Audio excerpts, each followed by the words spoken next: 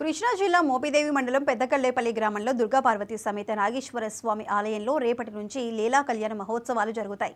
ఆదివారం నుంచి మార్చి 3వ తేదీ వరకు కళ్యాణ బ్రహ్మోత్సవాలు జరుగుతాయని వరప్రసాదరావు అన్నారు.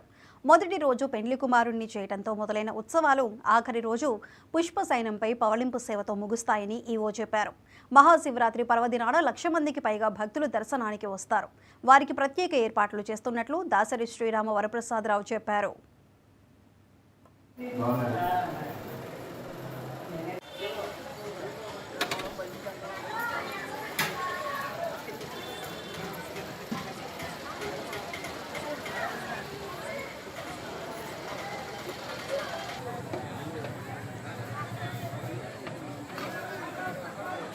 విధంగా మనకి 23న ప్రారంభమైనటువంటి ఈ ఉత్సవాలు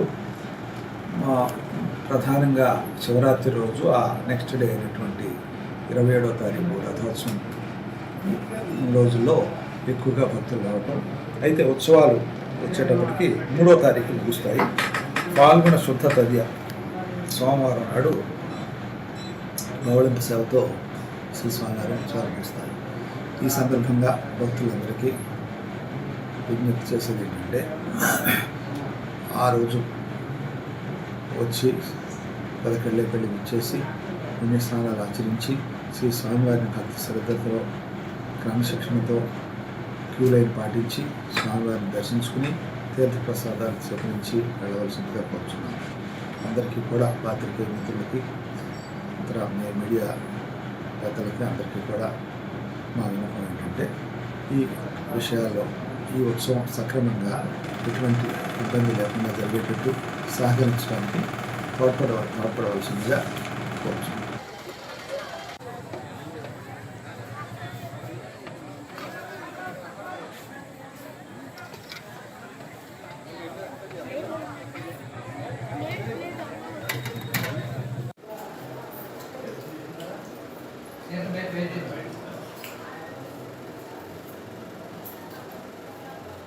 నమస్కారం.